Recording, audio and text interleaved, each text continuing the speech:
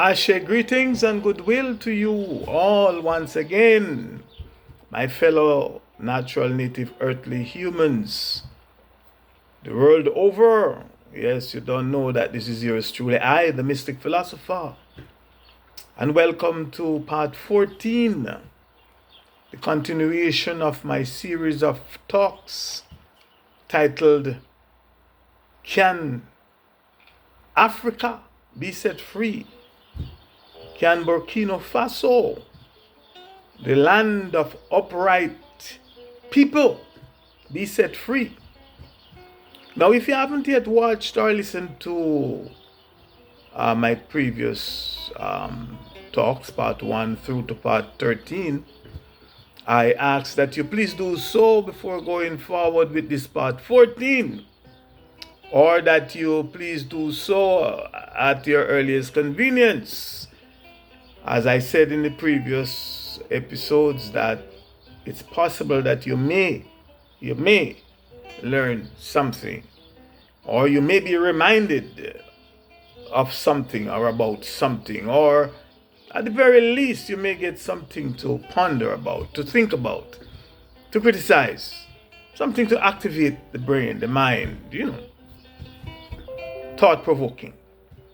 Now, one of my listeners who identified himself as a devoted Christian complained to me that he is more than offended by me calling and referring to his most sacred book, the Christian Holy Bible, as the Adamic race history and holy book. And two, and me saying that Christianity is the Western imperialist and colonizers' religion, and that the Bible is the Bible as being their holy book, the Western imperialist holy book. And three, he also said that if I know the Bible is the imperialist and colonizers' holy book, then why do I use it? Why do I read it, reference it, or even quote from it so often? And my answer to number one, his question, he is more than offended by me calling and referencing to his most holy book, the Christian Holy Bible, as the Adamic race history and holy book. Well, my answer is this. According to the said book, the Bible, and its Christian theology, the first man that the God of the Bible created, and from whom all of that God's people descended, is a man called Adam. You can correct me if I read it wrong.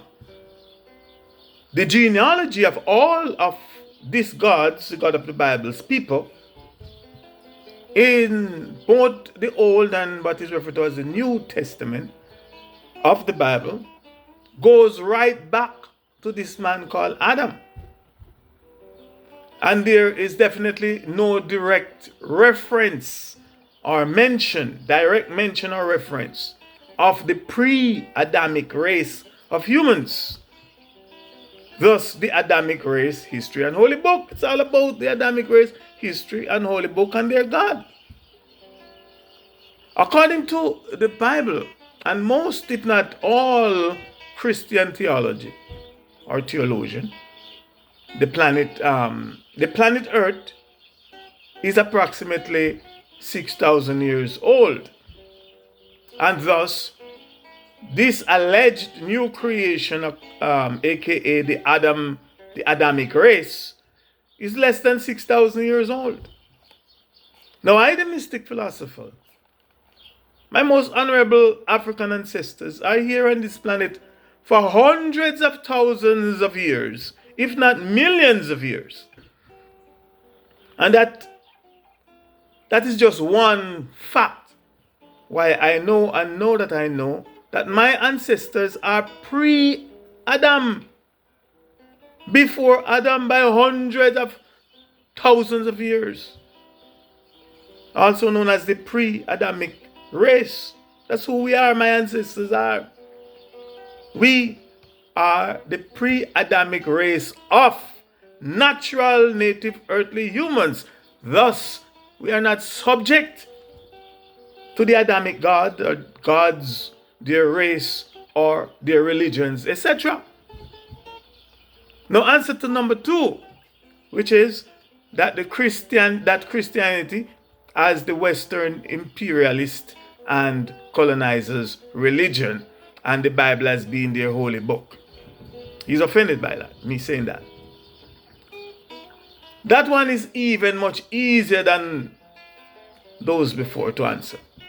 One of the most evil and abominable imperialists and colonialist humankind to have ever lived on this planet Earth was a man called King James. He was known as King James, after whom his book, the Christian Holy Bible, is also proudly named. So the imperialists claim his book tells his book. Answer to number 3. He also said that if I know that the Bible is the imperialist and colonizers' holy history and holy book, then why do I use it, read it, reference it, and even quote from it? Now, to answer this, to quote one of my former study partner and spiritual brother, Elder Francis James Gordon, and I quote him, he said, the same key that the jailers used to lock the door of the prisoners and mentally and physically enslave them is the same key that we must use to open it again, to open up the door again and set the captives free. So it's the same key that lock on up. It's the same key I'm trying to use to at least provoke you to think and maybe set some captives free. Now, most of my people, if not all, are wrapped up, tied up, locked up, tangled up, and imprisoned with the imperialist and colonialist holy book. And to liberate some, I realize I must have to use it. And the same is true for their language, the language of the imperialists and the colonizers, the language and languages. But we'll get back to that later. Another listener asked me if I am suggesting that all preachers and teachers of the Christian Holy Bible are false prophets. And my answer is not at all. For example, if or when they are preaching and converting themselves, their own kind and their own people, then they are not at all false. Meaning, if or when they are preaching to and converting their own imperialist and colonizers' race of humankind or race of people or group of people, especially when using their own imperialist and colonizers' book, then I, the mystic philosopher, or rather than to I, the mystic philosopher, they are not at all false. They are not at all false prophets. And why? It is because it is their business and definitely not mine. Now remember, every race, tribe, as I've explained and said earlier, every race, tribe or group of people have their own God, their own gods, their own angels, their own ancestors, their own saints, their own culture, their own family, their own religion, and by extension religions, etc., etc. And a prophet is defined as, according to the English language, a prophet is defined as, and I quote, a person regarded as an inspired teacher or proclaimer of the will of God. And two, second definition, a prophet is someone who speaks or interprets the will of a God, foretells future events, or is a leading spokesman for a cause, unquote. Or to make it a bit clearer or simpler, a prophet is a person, in my own words, a prophet is a person regarded as an inspired teacher or proclaimer of the will of his or her God to his or her people. And two, a prophet is someone who speaks or interprets the will of his or her God, foretells future events to his or her people, or is a leading spokesman for a cause to his or her people.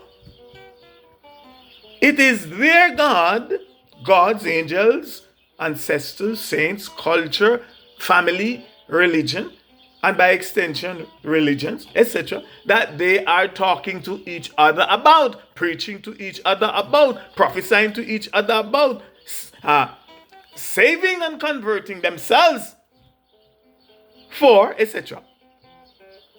Simply put, that is their family affair. And according to their holy book, their God is a very jealous God. And he told them and warned them that they should have no other God beside him. He told them that he is God Almighty, and that all other nations and races of people's gods are less powerful, less than him, that they are inferior, and they should be subdued and eliminated, and all nations and peoples of the earth must surrender to him and worship him, etc. That's what it is said there. All races and group of people of their God and their gods and their ancestors, their saints, their cultures, their spirituality, their religions, their system of governance, etc., are false. That's what he said. That's what it is. He said there. Everybody else is false except the imperialist God. And everybody else is inferior. It's there. That is the foundation, from the Mystic Philosopher's perspective, that is the foundation and core of racism, fascism, elitism, and the family of isms. That is what they believe. That is what the imperialists and the collaborators believe. That is what they know. That is what they are taught. That is what they teach. That is what they practice. And that is what they live by. And again, that is their prerogative, not mine. However, when and where I draw the line, when and where I will and do have a problem and know that they are false prophets, is if or when they are coming to tell me or trying to tell me that their gods, their angels, their ancestors, their saints, their culture, their religion, and by extension religions, their heritage, their customs and practices, etc., are superior to mine. And that I must deny mine, reject mine, and abandon mine, and be subjected to theirs.